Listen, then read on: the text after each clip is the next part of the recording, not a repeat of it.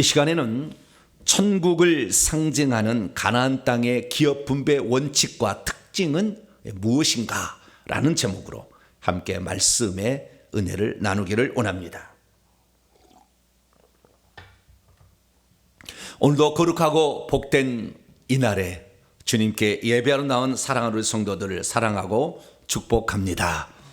하나님께서 함께 하시는 귀한 날, 특별히 예수 그리스도께서 부활하심으로 우리에게 산소망을 주셔서 우리가 그 안에 거하고 또한 그날을 기념하여 함께 모이는 이날, 여러분의 영혼과 육체와 가정에 하나님의 평강과 건강의 축복이 함께하게 되기를 바랍니다.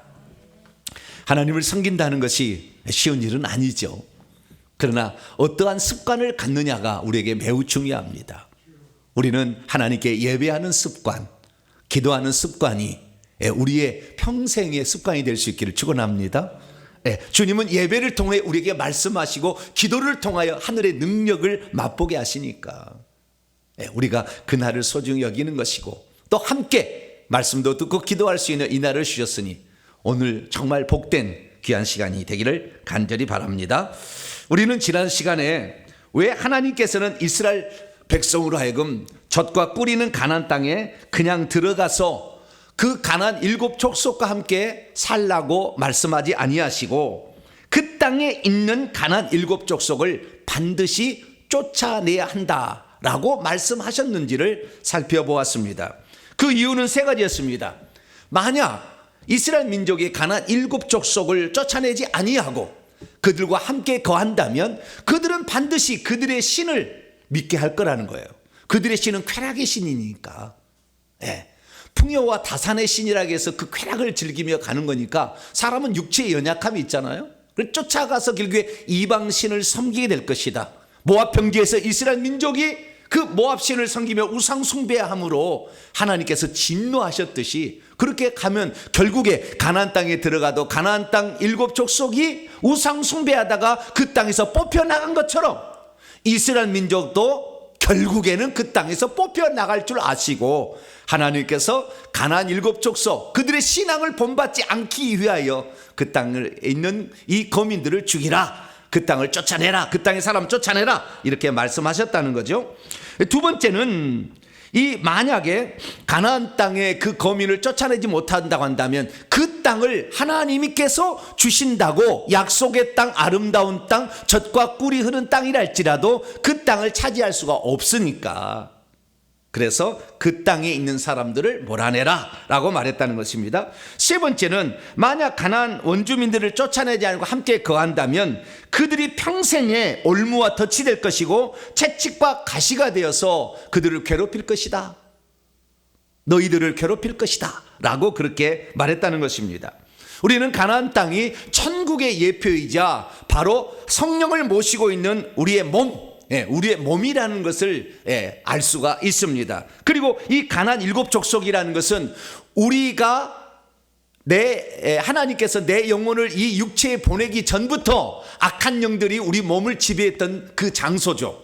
그 장소에 살고 있는 악한 영들이죠. 그래서 이 가나안 7 족속은 성령께서 또는 우리의 영이 이 땅에 들어오기 전부터, 우리의 몸에 들어오기 전부터 우리를 지배하고 있었던 악한 영들의 처소에 살고 있는 그 영들, 악한 영들이니까 이 악한 영들을 반드시 내보내야 한다는 것입니다. 만약에 이 영들을 내보내지 않는다면 이 영들은 계속해서 우리를 미혹하고 결국에 우리를 우상숭배하게 하고 하나님을 떠나게 만들 거라는 거죠. 그래서 우리의 신앙생활은 처음 딱 예수 그리스도를 믿고 나면 회개를 시작해가지고 이 악한 영들을 내버리는 삶을 사는 것이 신앙생활의 본류에 합류하는 겁니다.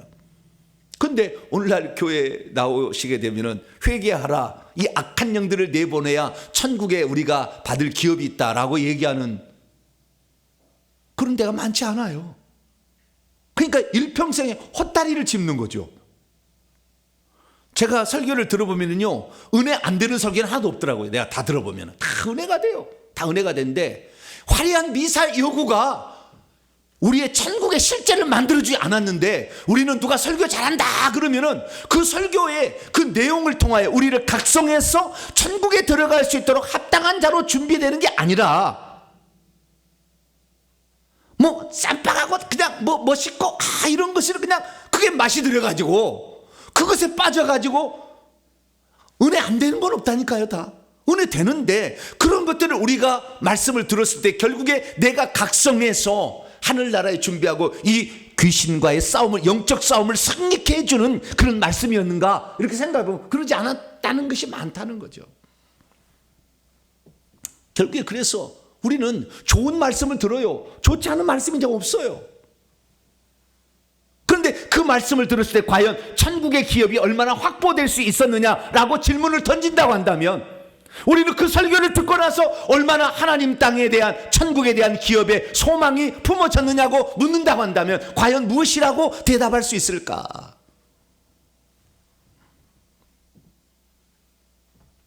그리고 회개를 해야만이 결국에 우리의 육신의 가시와 채찍이, 결국에 이 악한 영들이 우리를 계속 때려서 우리가 병들고 약해지고 하나님이 주신 그 부의 축복을 누리지 못한 채 자녀들은 방황하게 되고 일찍 죽는 사람이 생기는데 우리는 그 회개를 하지 못함으로 말미암아 예수 믿고도 일평생의 고난의 길을 겪어요. 좋게 미화해서 십자가의 길을 걷는다고 얘기하지만 사실은 귀신 때문에, 그 악한 영 때문에 고난을 받는 거였어요. 이것들은 아무리 고난을 받아봤자 천국에 가면 상급이 이론도 없는 거예요. 그래서 우리는 어떻게 해야 되느냐? 이 하나님께서 모세를 통하여 분명히 말씀하셨죠. 너는 그들 가나안 7족속의 신들을 절대 경배하지 말고 그들을 섬기지 말아라. 그들의 행위, 우상숭배 행위를 본받지 말고 쾌락을 추구하는 것을 본받지 말고 쾌락과 유흥을 버리고 그것들을 다 깨뜨리며 그들의 주상을 부숴야 한다. 그리고 너희들은 오직 여호와 하나님만을 섬겨야 한다.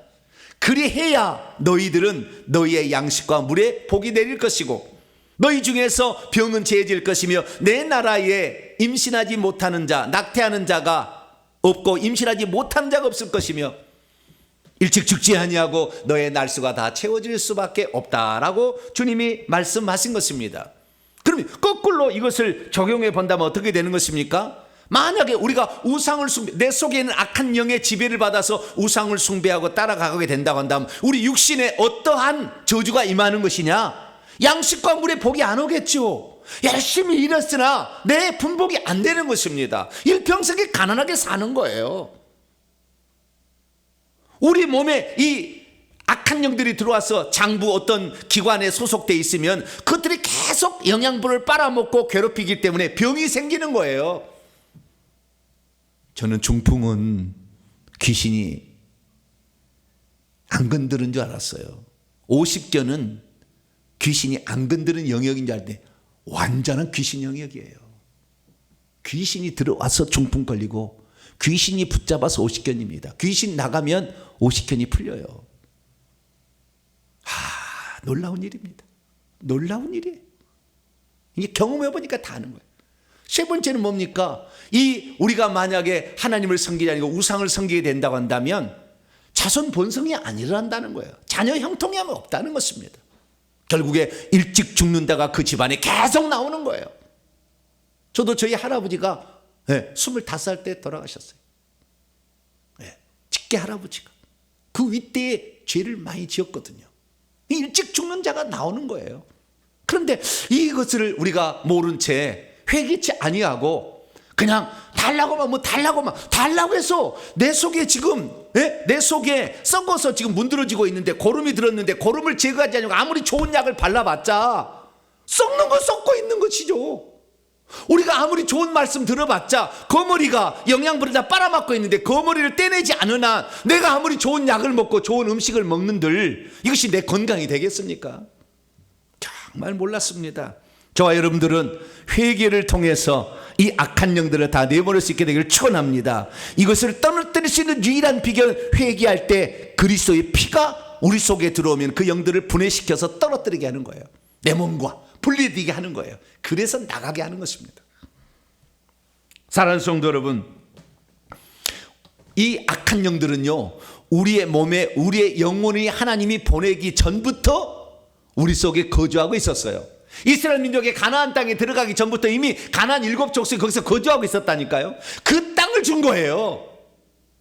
아무도 없는 빈 땅을 가서 살려고 그런 것이 아니라 가나안 7족속 악한 영들이 지배하고 있는 그 땅을 선물로 준 건데, 그 땅을 내보내지 않은 채 일평생 신앙생활에 가서 나는 건강히 살 것이다, 주여 복을 주시옵소서. 아니, 네 속에 있는 썩어 무드러져가는 이것을 어떡하고. 그래서 이스라엘 민족은 결국에 이 하나님께서 샘플로 그 땅에 있는 가나안 7족속을 정복해야만이 그 땅을 너희들이 차지할 수 있다. 할렐루야. 천국도 마찬가지예요. 우리가 이 땅에 살면서 악한 영들을 내보낸 만큼 천국도 하나님이 기업으로 우리에게 주시는 거예요. 그래서 이 이스라엘 민족이 가나안 땅을 정복하는 그 과정을 기록해 놓은 것이 여호수아에서 말씀입니다. 1장부터 12장까지 말씀은 가나안 땅을 정복의 과정을 말하는 것이고, 13장부터 24장까지는 가나안 땅을 분배하는 과정을 소개해 주고 있어요. 그래서 우리는 이 여호수아를 통하여서 어떻게 가나안 땅을 정복할 수 있으며 어떻게 그 가나안 땅을 분배받는지를 알 수가 있게 되는 것입니다.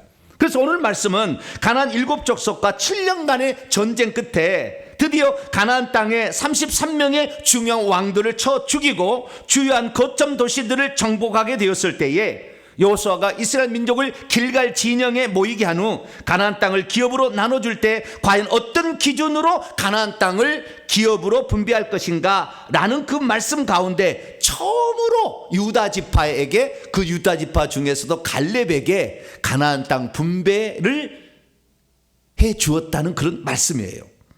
과연 가나안 7족속을 쫓아내는 이스라엘 백성은 어떻게 가나안 땅을 기업으로 차지하게 되었을까요?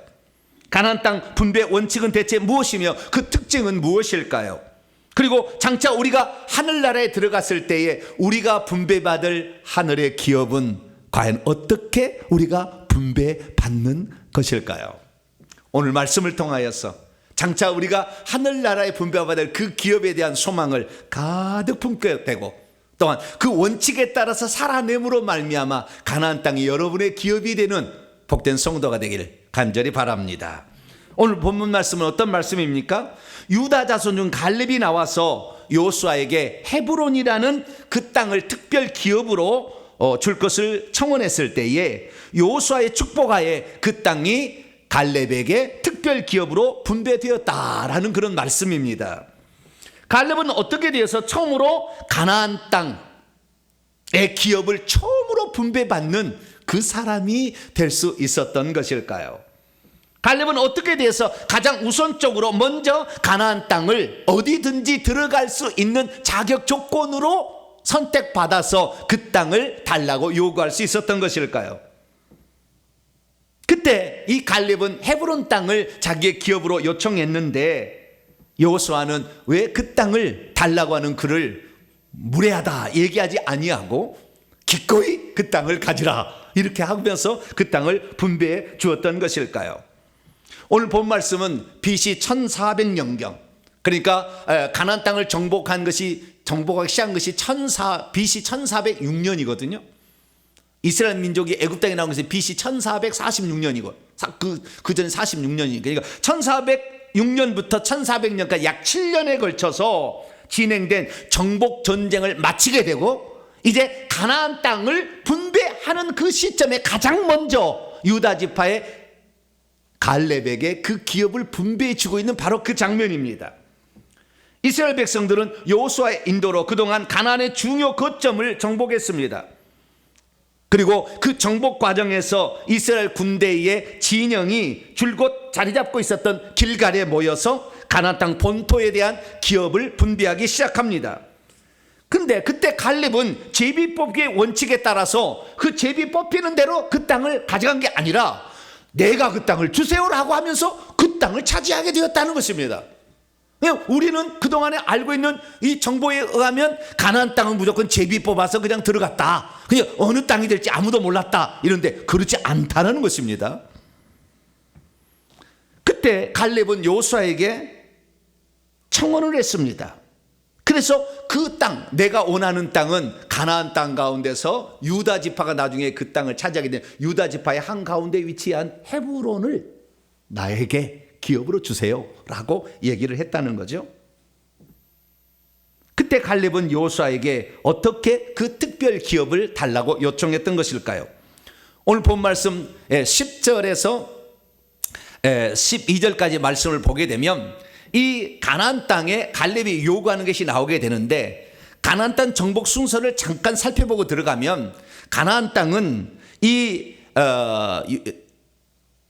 모압 평지에서 요단강을 건너서 길갈이라는 거, 저 빨갛게 위치하는 그 길갈이라는 지역에 본대가 위치해서 중앙을 먼저 정복하고 남부를 정복한 다음에 북쪽으로 올라가서 그 다음에 북쪽을 정복함으로 가나안 중요 거점 31곳을 정복하게 됩니다. 네, 요단강을 건너가기 전에는 바산왕 옥 아모리 왕 시온이라는 두 왕을 정복해서 결국에 33명의 왕을 정복하게 되는데요. 그때 여호수아가 이제 그 자기 땅을 요청하는 그 부분에서 뭐라고 얘기하느냐, 이제 보소서 여호와께서 이 말씀을 모세에게 이르신 때로부터 이스라엘이 광야에서 방황한 이 45년 동안을 여호와께서 말씀하신 대로 나를 생존하게 하셨나이다.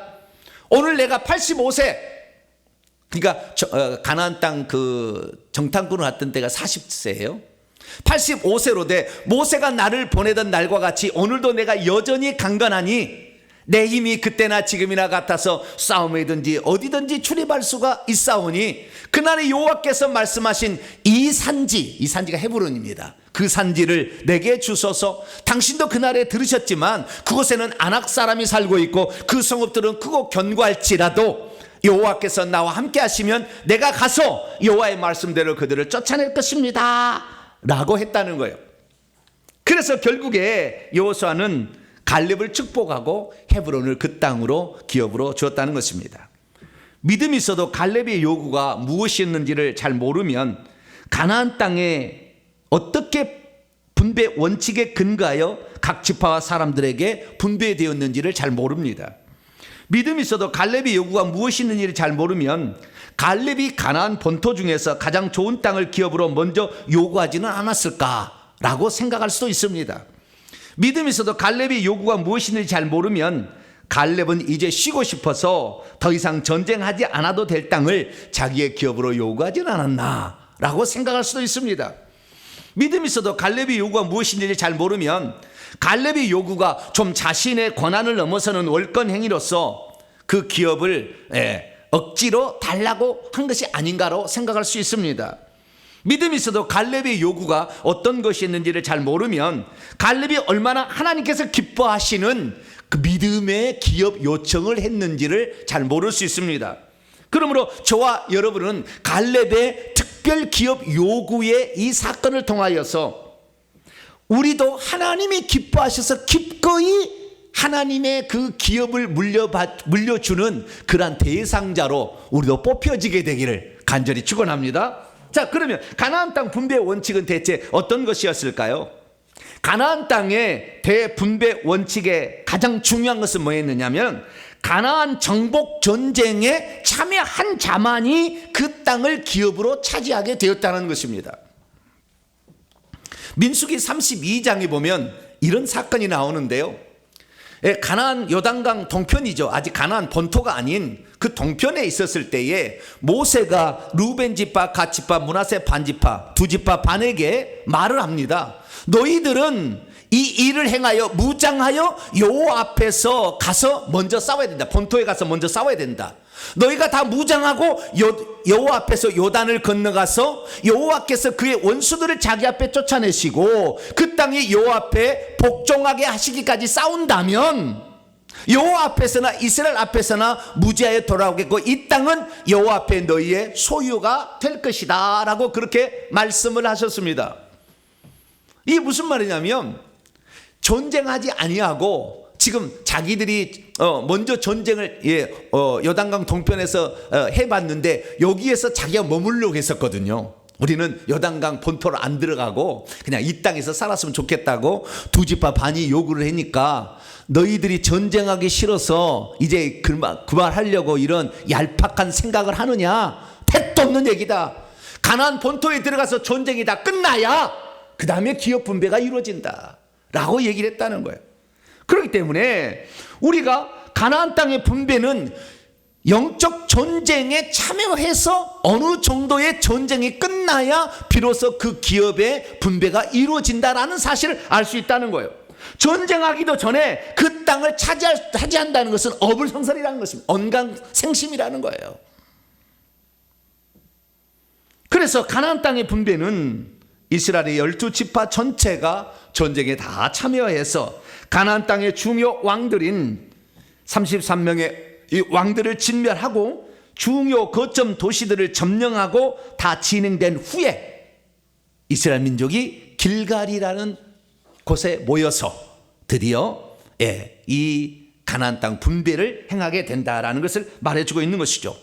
이 사실은 무엇을 말해줍니까? 오늘날 성도들이 천국의 기업을 소유하려면 우선 내가 지금 예수 믿었으니까 천국은 내 것이다 이게 아니라 영적 전쟁에 투입되어서 거기에서 성과가 있어야만이 결국에 천국에서 우리의 기업을 차지할 수 있다는 것을 말해준다는 거예요. 그러니까 오늘 내가 예수 그리스도를 믿고 영적 전쟁에 대해서 전혀 귀신이 어디 있어? 내 몸에 무슨 귀신이 있어? 그러면서 이 영적 전쟁에 전혀 참여하지 못하고 된다고 한다면 천국에 혹시 간신히 들어갈는지는 모르겠지만 그 땅을 기업으로 차지할 수는 없다라는 것입니다. 이것을 말해주는 거예요.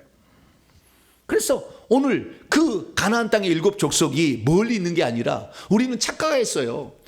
우리의 싸움은 혈과 육에 대한 싸움이 아니라 하늘에 있는 악의 영들에 대한 싸움이라. 그러니까 늘 귀신들은 하늘에 있는 것만 생각했는데 가나안 본토에 있었다는 것, 내 몸 안에 이 악한 영들이 있었다는 것은 상상하지 못한 거예요.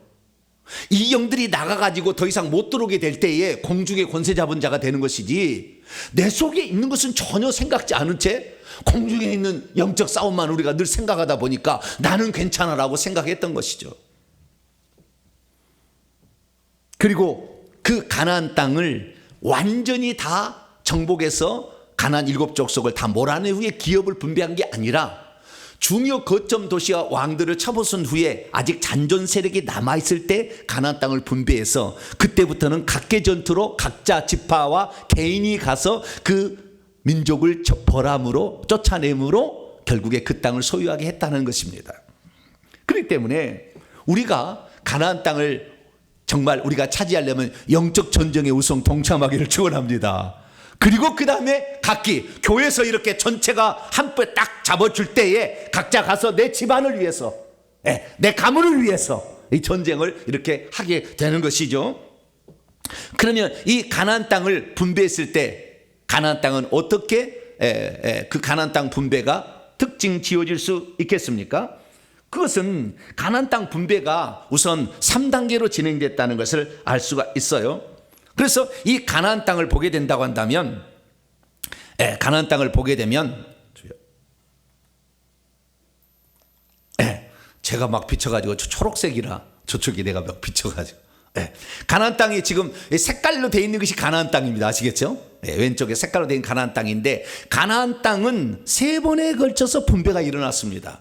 첫째 1차는 모압 평지에서 요단강 바로 앞쪽 동편에서 일어났는데요.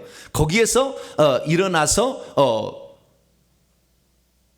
그 므낫세 반지파, 그 다음에 갓 지파, 루벤 지파, 이 지파가 오른쪽에 두 지파 반이 먼저 그 기업을 상속받게 되는 것이고요. 그 다음에 요단강 건너가서 길갈에 가가지고 그 다음에 두 번째 기업 분배가 일어났는데 이때는 유다 지파, 에브라임 지파, 므낫세 반지파가 여기서 길갈에서 땅을 분배받습니다. 그리고 나중에 실로라는 성소가 나중에 설치가 되게 되는데 이 실로가 예루살렘 성전에 옮기니까 여기가 있어요. 성소가 있었는데 이 실로에서 3차 분배가 있어 나머지 7지파가 여기에서 분배를 하는 것을 보게 됩니다. 제가 그것을 도표로 한번 준비를 해봤는데요. 이 도표로 보면 이렇습니다. 1차 분배는 1406년경에 모세가 모압 평지에 산 거예요.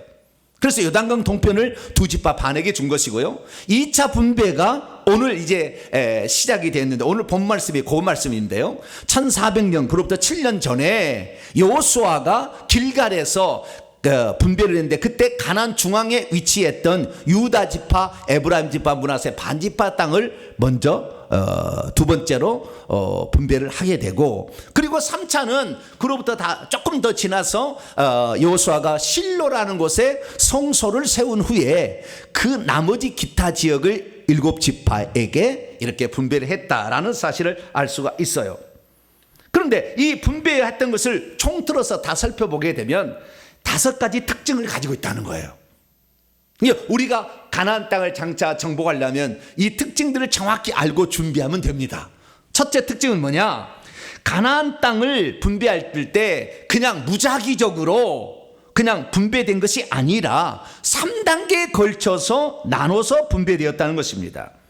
그러니까 이 특별 분기수로서 갈렙이 가장 먼저 자기가 원하는 땅에 들어갈 수 있었다는 거예요. 제비 뽑은 게 아니라 들어갈 수 있었다는 거예요. 두 번째는 유다 지파, 그 다음에 에브라임 지파, 므낫세 지파, 영적인 장자들이죠. 야곱의 루벤이 아니고, 그 영적인 장자들, 이 장자로 일컬어지는 이 요셉 지파와 유다 지파의 후손들이 그 다음 순서로 먼저 제비를 뽑아서 중요한 땅을 차지하게 되었다라는 것입니다. 그리고 그 다음에 세 번째로 이제 마지막으로 나머지 7지파가 그 땅을 제비 뽑아서 차지하게 됐다라는 사실을 말해주고 있다는 것이죠. 그러니까 우리가 여기서 알 수 있는 사실은, 우리는 생각할 때 무조건 제비 뽑아서 그냥 무작위적으로 천국의 기업을 차지한다 이렇게 생각하는데, 그게 아니라는 거예요. 하나님이 특별히 정해준 사람 있고, 우선적으로 들어가는 사람 있고, 그 다음에 마지막에는 분산이 되어서 들어간다라는 사실을 말해주고 있다는 것입니다. 그 중에서 이 갈렙은 어떤 사람입니까? 하나님께서 갈렙에게는 갈렙이 요구한 그 헤브론 지역을 그 기업으로 주었다는 것입니다. 그래서 우리는 이 놀라운 사실을 발견하게 되는데요. 우리는 이 이 유다 지파의 갈렙이 요구했던 이 사실이, 오늘 우리도 얼마든지 갈렙과 같은 삶을 살아간다고 한다면 하나님께서 우리가 원하는 지역에 줄 수 있다, 천국을. 이것을 지금 상징적으로 우리에게 표현해주고 있다는 사실을 알 수가 있는 것입니다. 그렇습니다. 하늘의 기업에 대하여 영적인 눈을 뜨고 그 땅을 사모하고 하나님이 말씀하셨다면 그 땅이 우리의 것이라라는 그 믿음을 가지고 공을 세워서 영적 전쟁에 투입된다면 하나님께서는 그 사람에게 특별 기업으로 어떤 땅을 주신다라는 사실을 알 수가 있다는 것이죠. 그래서 우리가 실제적으로 천국에 들어가게 되면 하나님께서 그렇게 특별하게 하나님의 말씀을 믿고 순종했던 자들에게는 특별하게 하나님이 구별된 땅을, 가장 좋은 땅을 주신다는 사실을 알 수가 있게 되는 겁니다. 그래서 천국에 들어갈 때 가장 복된 자는 하나님 보좌 가장 가까이 집을 짓고 사는 사람들이에요. 저 변두리 성벽에 사는 사람들이 아닌 가까이 가는 사람들이 되려면 갈렙과 같은 신앙을 가지게 되길 축원합니다. 그리고 하나님께 공을 세워서 유다 지파나 요셉처럼 공을 세워서 그 지파가 먼저 그 땅을 차지할 수 있었던 것처럼 우리들도 하나님 나라에 합당한 일들을 많이 감당하셔서 공을 세울 수 있게 되기를 축원합니다. 그리고 그 다음에 변두리 지역이라는 것입니다. 두 번째 특징은 뭐냐면, 가나안 땅을 제비 뽑아서 분배했지만 수가 많은 자에게는 더 기업이 많이 차지할 수 있게 했다는 것입니다. 민수기 26장 52절 56절 말씀 보면 여호와께서 모세에게 말씀하시기를 이 명수대로, 이게 등록된 사람의 수를 따라서 땅을 나눠주되 기업 상속 재산을 삼게 하라고 했습니다. 그래서 사람의 숫자가 많은 그런 지파에게는 기업도 많이 줄 것이고 수가 적은 지파에게는 기업을 적게 줄 것이라 이렇게 말했다는 것입니다. 그래서 이 각기 제비가 그들의 조상의 지파의 이름을 따라 주었는데, 땅을 더 많이 차지하는 것은 더 많은 사람이 그 땅의 적적 전쟁에 참여하게 됐을 때에 그 땅을 더 많이 받을 수 있게 되었다라는 사실을 말해주고 있는 것입니다. 이 사실은 무엇이냐? 오늘날에 우리가 영적 전쟁에 투입하도록 더 많은 사람을 참여시키는 자가 더 많은 기업을 차지하게 될 것이며, 또한 그렇게 해서 영적 자손을 더 많이 낳아서 천국에 들어갈 사람을 많이 양산해낸 자가 천국에 들어갔을 때도 더 기업을 많이 차지할 수 있다라는 사실을 우리에게 말해준다는 것입니다. 우리가 이 땅에서 영적 자손, 이 영적 싸움을 통해서 결국에 하늘에 들어갈 사람을 만들어내고, 그리고 그 다음에 그 땅을 많이 차지해야 된다면 확실히 그래요. 천국의 지평수가 다르는 거예요. 부끄러운 얘기입니다만은 천국에서 가장 큰 집을 소유하고 있는 사람은 사도 바울이에요. 나중에 가보세요. 2,000평이 넘어요. 천국의 땅 평수가. 그런데 저는 100평이 안 되더라고요. 근데 집은 그 평에 비해서 엄청 많이 차지해요, 집이. 어떤 사람은 평수에 비해서 집이 조그만한 데도 있거든요. 근데 집은 많아요. 집은 내가 그 하나님 앞에 이렇게 충성되고 전도하고 막 하면 집이 좋아지는 거예요. 근데 땅 평수는 어떻게 되는 거냐? 땅 평수는 영적 전쟁을 얼마나 많이 수행했느냐가 이 땅 평수를 차지하게 되는 건데, 저는 그간에 영적 전쟁을 수행한 일이 별로 없어요. 물론 관심을 안 가진 건 아니었어요. 근데 실제적으로 영적 전쟁을 해본 적이 없었기 때문에 땅 평수가 적더라고요. 여러분, 천국에 갔을 때 땅 평수를 크게 해서 넓은 정원을 소유하시려면 영적 전쟁을 많이 하셔야 됩니다. 그래야 천국의 기업의 땅이 여러분에게 많은 거예요. 그래야 화단도 있고 잔디도 있고 연못도 있고 다 있을 거 아닙니까? 예? 천국에 물고기 하나도 우리가 주님 앞에요 봉사하고 전도하게 되면 그 꽃 하나도 다 우리가 한 거에 따라서 그게 늘어나는 거예요. 그러니까 우리가 이 땅에서 영적 전쟁을 많이 수행하시길 축원합니다. 수행하셔서 영적 자손을 만들어낸다면 천국의 기업이 많아진다는 것을 알 수가 있다는 거예요. 세 번째 특징은 뭐냐? 아간의 경우처럼, 여호수아서 7장에 나오죠. 6장 7장에 나오는데, 아간의 경우처럼 가나안 땅을 분배받았다 할지라도 죄를 지은 자는 결국에서 그 땅에서 뽑혀지게 된다는 사실을 알 수가 있다는 것입니다. 이 아간이 어떻게 범죄했습니까? 여리고성 첫 번째 성을 멸망을 시킬 때 완전히 그 살아있는 생명체를 다 죽여야 된다. 왜? 우상을 숭배케 할 거니까 다 죽여야 된다겠는데, 그때 이 물건이 탐이 났어요. 옷이 탐이 났습니다. 그래서 이 모든 물건을 여호와의 곳간에 바치라고 했는데, 그것이 탐이 나서 시날산의 아름다운 외투 한 벌, 은 200세겔, 무게가 50세겔 나가는 금덩이 하나를 탐내어 자기 장막에 숨겨두었다가 나중에 그것 때문에 두 번째 전쟁 아이성 전투에서 실패하게 돼요. 헤렘 전쟁이었거든요. 완전히 없애는 전쟁인데 그러지 못했다는 거예요. 결국에 그래서 아간이 결국에 뽑혀가지고 돌무더기가 되지 않았습니까? 그러니까 영적 전쟁에 참여하기는 했지만 그 땅을 누리지 못한 사람은 뭐냐? 영적 전쟁에 참여했어도 세상 것이 탐이 나서 옷과 은과 금과 세상적인 것만을 위해서 살아가게 된다고 한다면 그 땅은 결국에 우리의 누림이 안 된다는 것입니다. 저와 여러분은 영적 전쟁을 수행하는 중에 땅의 것을 소망하는 것이 아니라 온전히 하늘의 것을 소망하고 영원한 것을 소망해서, 이 땅의 것은 주시면 감사하는 것이고, 하늘의 소망을 늘 추구함으로 말미암아 하늘의 영적으로 차지하게 될 그 땅이 넓어지게 되길 축원합니다. 그렇기 때문에 만약에 우리가 예수 그리스도를 믿고도 영적 전쟁에 참여하지도 않으면서 세상 물질에 빠져서 쾌락에 빠져 산다면 결국에 그 사람이 거듭나서 하나님의 생명책의 이름이 기록됐다 할지라도 죽을 때 뽑혀져야 되는 거예요. 그래서 성 밖으로 내던져지게 된다는 것입니다. 네 번째 특징은 뭐냐? 아들이 없을 때는 딸들도 그 기업을 분배받을 수 있었는데, 그때는 자기 지파의 땅 안에 있는 자기 지파 사람에게만 시집을 가서 그 땅이 다른 데로 옮겨지지 않게 하라 했다는 것입니다.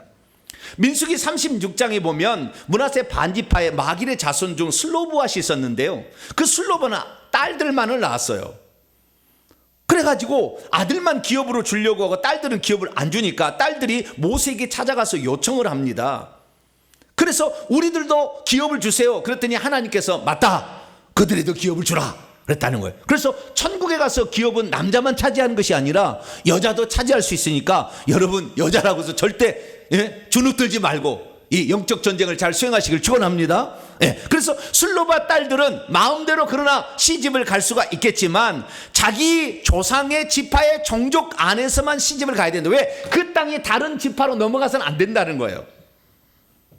그래서 이 자기 아버지가 므낫세 반지파인데 그 므낫세 반지파가 옆에 있는 갓 지파나 루벤 지파에게 시집가면 안 된다는 거예요. 그 므낫세 반지파 안에서 차지하라 이렇게 말하고 있다는 것입니다.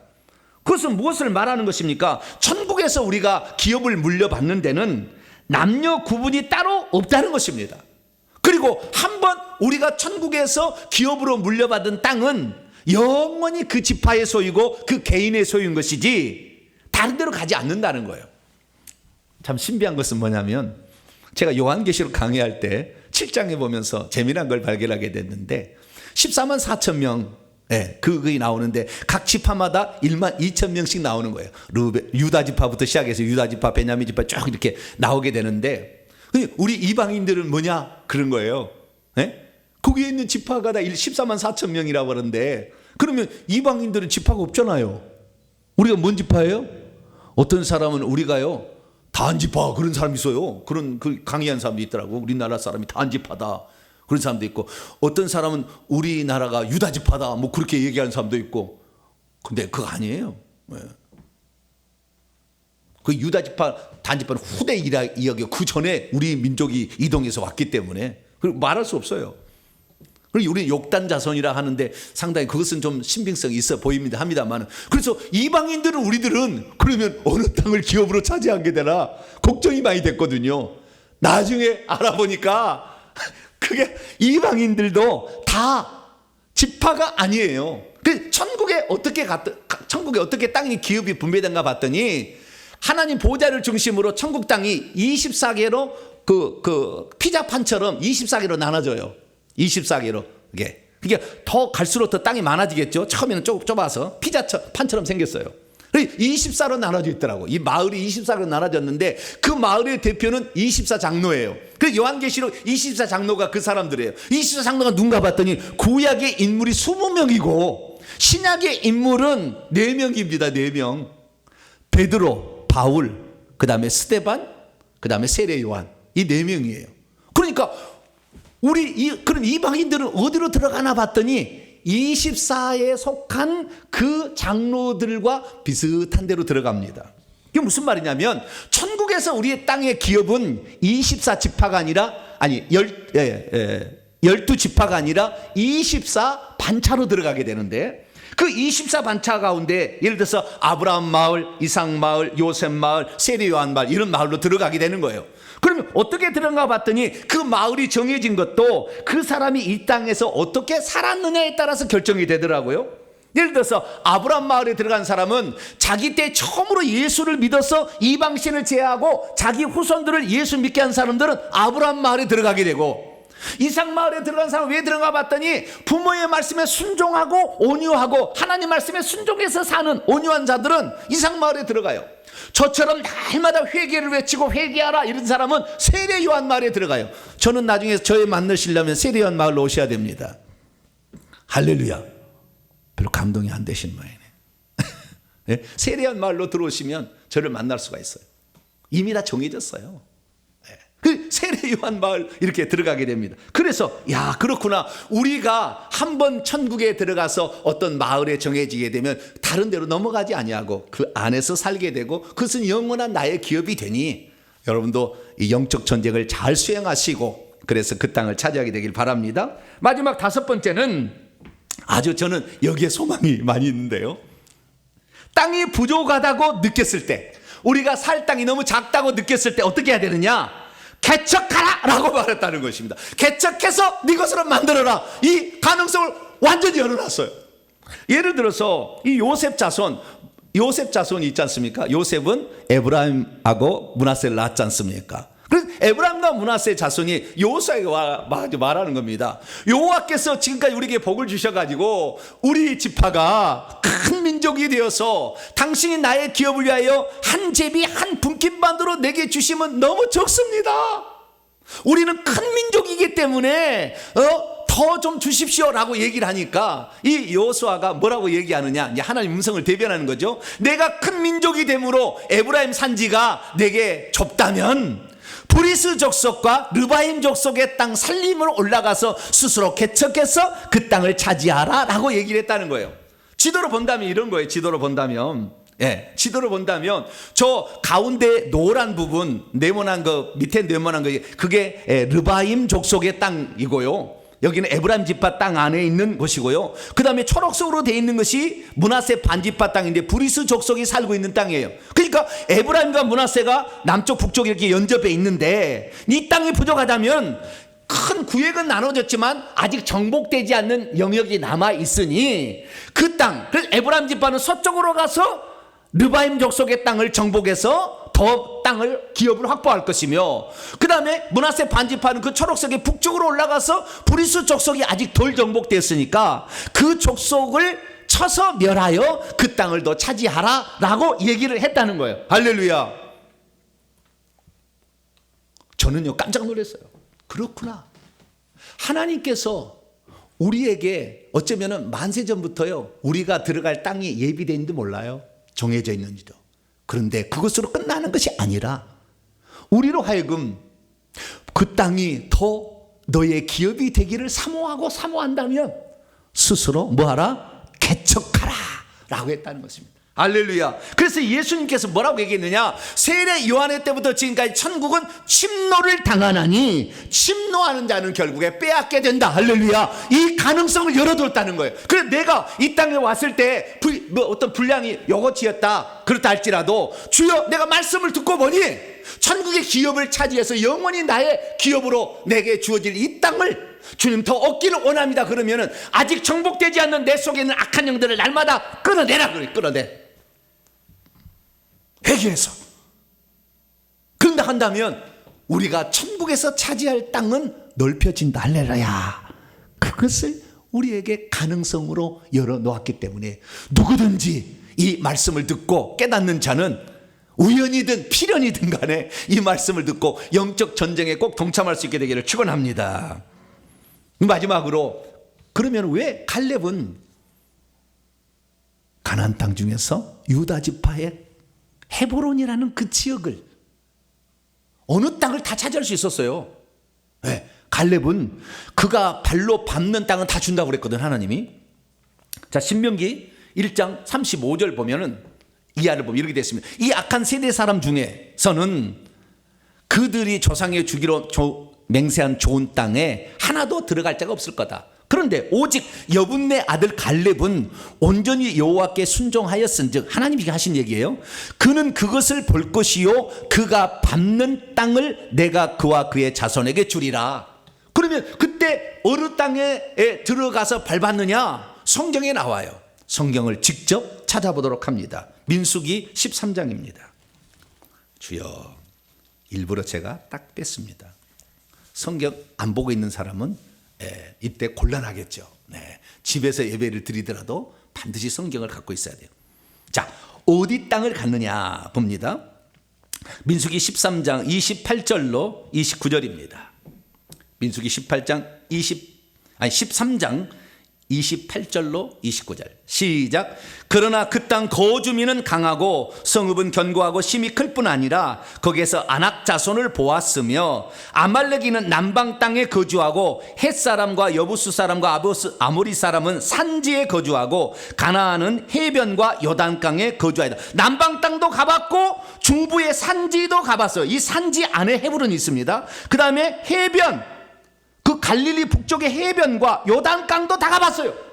그러니까 이 사람들이 가는 것은 이 중앙, 남부, 북부를 다 갔다 와서 결국에 그 땅을 정복했다는 거예요. 그러니까 갈렙이 밟았던 모든 땅은 어느 땅이든지 하나님께서 다 준다고 약속했기 때문에 주여 나는 갈릴리 땅을 주세요. 그럼 갈릴리 땅을 받을 수가 있었고, 나는 예루살렘을 주세요. 그러면 예루살렘을 받을 수 있었는데 갈렙은 그 중에서 어떤 땅을 요구했느냐? 나는 헤브론 땅을 주세요라고 얘기를 했다는 거예요.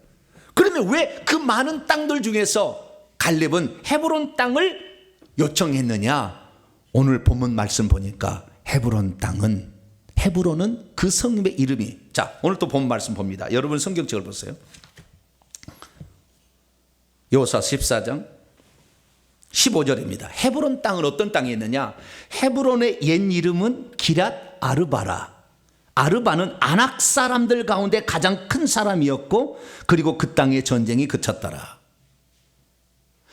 가나안 땅에서 요단강 동편에 거인들이 살고 있어 이 땅을 여호수아가 정복했고, 그 다음에 가나안 이제 서편에 들어와서 본토를 점령하게 될 때 아낙 자손이 살고 있는 땅은 어디였느냐? 아낙 자손이 살고 있는 땅은 유다 땅이었어요.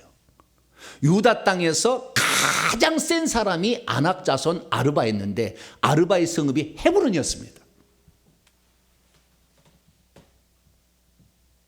그러니까 지금 갈렙이 여호수아에게 요청했던 땅은 가나안 땅 중에서 가장 정복하기 어려운 땅을 선택한 거예요. 가장 센 영이 들어있는 걸 선택했다는 거예요. 계급이 높은 이런 영들이 있는 걸 선택했다는 거예요. 왜? 내가 전쟁도 안 하고 쫓아내기 쉬운 그런 땅에 거하기 위해서 얄팍한 것이 아니라, 내가 먼저 앞장서서 가장 그 강력한 영과 대적해서 내가 이길 테니까 너희들은 나를 보고, 내가 비록 85세가 돼서 나이가 먹었으나 그러나 하나님이 주신다고 약속한 것은 우리의 밥이라 하는 나의 신앙은 변함이 없다. 여호수아여, 그 땅을 나에게 준다면 제가 가서 그 땅을 정복함으로 이 땅을 다 하나님의 소유로 만들 수 있는 그 샘플을 내가 만들어 보겠습니다 라고 얘기를 했다는 거예요. 그래서 그 땅을 정복하게 되니까 모든 다른 사람들이 그렇다면 우리도 정복할 수 있겠네 라고 해서 용기를 불어넣어주기 위해서 갈렙이 그 가장 정복하기 어려운 헤브론을 자기의 기업으로 선택했다는 것을 알 수가 있게 되는 것이죠. 그렇습니다. 믿음이란 받을 기업을 위해서 기꺼이 영적 전쟁에 참여할 뿐만 아니라 그 땅을 얻기 위해서 가장 힘든 것이라 할지라도 그 대가를 지불한 자에게 더 많은 기업이, 그리고 그가 원하는 아름다운 기업이 주어진다는 것을 믿게 되길 축원합니다. 그렇습니다. 갈렙은 그래서 그 땅을 정복해 가는데 어떻게 되었습니까? 여호수아 15장에 보게 되면 여호수아가 기랏 아르바 헤브론을 유다 자손 중에 분깃으로 여분네 아들 갈렙에게 주었더니, 갈렙이 거기서 아낙의 소생 세 아들 세세와 아이만과 달메를 쫓아내었어요. 뿐만 아니라 그 옆에 있는 드빌까지 주민을 쳐서 드빌도 차지하게 되었다라고 말씀하고 있는 것입니다. 그렇습니다. 갈렙은 85세의 현역이었음에도 불구하고, 나이에도 불구하고 현역으로 참여하여서 결국에 그 아낙 자손들을 그 땅에서 몰아내므로 그 땅을 하나님의 기업, 약속의 땅으로 만들어서 자기와 자기 후손들이 차지할 수 있는 넓은 영토를 확보하게 되는 그 길을 걸어갔던 것이죠. 그렇습니다. 영적 전쟁에 참여하지 않는 자는 결국에 천국에서 차지할 기업은 없습니다. 악한 영들과의 싸움을 두려워하는 자는 하늘에서 기업을 받기 어렵습니다. 우리는 주님의 약속을 믿고 나가야 합니다. 악한 영들이 아무리 세다 할지라도 우리는 주님께서 우리의 대장이시고 주님께서 성령으로 우리 안에 들어와 있다는 것을 믿어야 되는 거예요. 그래서 이 교회에서 지도자가 앞장서서 영적 전쟁을 수행하게 되면 여러분들 같이 참여하게 되고, 그러면 하나님께서 그때부터 기업을 주기 시작하는데, 아직 다 잔존 세력이 있기 때문에 각자 다시 가서 그 지역을 정복해서 자기의 땅을 만들어야 된다라고 말씀하고 있다는 거예요. 지금도 저는요, 천국에서 저의 땅이 넓혀지고 있어요. 왜 그렇습니까? 영적 전쟁을 수행하고 있고 이 영적 전쟁을 하자고 얘기하고 있기 때문에. 할렐루야. 그래서 우리는 그 땅을 넓혀가는 것입니다. 그런데 우리가 그 땅에 아낙 자손과 같은 엄청난 이 큰 세력들, 악한 영들이 우리 몸에 있다 할지라도 우리는 주의 말씀을 믿어야 하는 것입니다. 뭐라고 얘기했느냐? 사단이 하늘로부터 떨어졌다, 쫓겨났다. 내가 너희에게 뱀과 천갈을 밟으며 원수의 모든 능력을 제어할 권능을 주었으니 너희를 해칠 자가 없느니라. 할렐루야. 뿐만 아니라 너희는 하나님께 속하였고 이기었으니 너희 안에 계신 내가 예수 그리스도가 세상에 있는 마귀보다 더 크다라는 것을 우리는 믿어야 합니다. 뿐만 아니라 하나님께서 나신 자는 하나님께서 지켜주시기 때문에 악한 자가 그를 만지지도 못할 것이라는 것을 믿어야 하는 것입니다. 그래서 하나님께서는 두려워하지 말라, 너희 아버지가 그의 나라 왕국을 너희에게 주시기를 기뻐하신다는 그 약속의 말씀을 우리는 신뢰해야 되는 것입니다. 오늘부터 우리가 다시 출발합시다. 영적 전쟁을 수행하게 되는데 앞장서서 본대가 먼저 이 교회로 모여서 이때 무장을 탁 해서 딱 영적 전쟁에 수행하게 되면 그 다음부터 기업이 분배되기 시작하니 여러분들 각자의 집안에 악한 영들을 다 내보냄으로 말미암아 여러분들 천국에서 들어갈 때 넓은 평수를 차지하게 돼요. 그 지평수뿐만 아니라 또 기업이 또 있어요. 우주를 다스리게 되는데 그런 아름다운 영토까지 확보하는 저와 여러분 되시기를 간절히 바랍니다. 거룩하신 하나님 아버지, 수많은 사람이 예수 그리스도를 믿으면 착하게 살고 온유하게 살고 겸손하게만 살면 되는 줄 알고 있습니다. 예수 그리스도만 믿고 있으면 되는 줄로 알고 있습니다. 내 속에 악한 영들이 가나안 본토를 차지하고 있는데 이것을 내쫓을 생각을 하지 못하고 있습니다. 주여, 우리는 그런 어리석음의 반열에 속하지 않게 하시고 날마다 회개를 통해 이 악한 영을 내보내게 하시며 날마다 기도를 통해 영적 능력을 부여받아서 이 영적 전쟁에서 승리케 도와 주시옵소서. 우리 주 예수 그리스도의 이름으로 기도하옵나이다. 아멘. 자, 명령한 선포를 해보도록 하겠습니다. 오른손을 쥐시고 정기를 잘 해봅시다. 시작. 주여, 가나안 땅이 어떻게 분배되었는지 알게 하시니 감사합니다. 주여, 가나안 땅은 똑같이 제비 뽑아 분배된 것이 아니라 3단계로 나뉘어 분배되었다는 것을 알게 하시니 감사합니다. 주여, 가나안 땅은 영적 전쟁에 참여하지 않는 자에게는 결코 분배되지 않는다는 것을 알게 하시니 감사합니다. 주여, 가나안 땅은 영적 자손을 많이 낳을수록 더 많이 분배된다는 것을 알게 하시니 감사합니다. 주여, 믿음으로 가나안 땅에 들어가 있는 자라도 죄를 지으면 그 땅에서 뽑혀진다는 것을 알게 하시니 감사합니다. 주여, 가나안 땅을 얻기 위해 더 열심히 침노하지 못했나이다. 용서해 주소서. 결단입니다. 시작. 주여, 이제는 영적 전쟁에 참여하겠습니다. 주여, 이제는 더 많은 영적 자손을 낳겠습니다. 주여, 이제는 죄를 멀리하겠습니다. 주여, 이제는 내 속의 영들을 더 쫓아내겠습니다. 주여, 이제는 천국을 더 심노하겠습니다. 명령과 선포입니다. 시작. 이제까지 나로 하여금 귀신 쫓아내는 일을 능력 있는 자나 하는 일로 추구하게 한 악한 영들은 떠나가라. 이제 내가 예수 이름으로 명하노니 성령께서 내 몸에 계시는데 귀신이 어떻게 내 몸에 들어온 것이냐며 속여온 악한 영들은 결박을 받아라. 내 영혼아 깨지하다. 내 영혼아 깨지하다. 내 몸에 있는 귀신을 쫓아내어 천국의 기업 분배에 참여할지어다. 핵심이다. 시작. 가나안 일곱 족속은 우리의 영혼이 들어오기 전에 우리의 몸에 이미 들어와 있는 악한 영들을 가리키는 것이로구나. 가나안 땅으로 상징되는 천국은 악한 영들과의 싸움에 참여할 때 비로소 나에게도 분배되는구나. 가나안 땅은 똑같이 분배된 것이 아니라 3단계로 나뉘어 분배되었구나. 영적 싸움에서 이겨 영적 자손을 많이 낳는 자는 가나안 땅에서 더 많은 기업을 차지하는구나. 믿음으로 가나안 땅에 들었었어도 죄를 짓고 회개하지 않는 자는 그 땅에서 쫓겨나고 마는구나. 땅이 부족하다고 느끼는 자는 정복되지 않은 땅을 개척하여 천국 기업을 더 넓혀갈 수도 있구나. 아멘. 두 손 들겠습니다.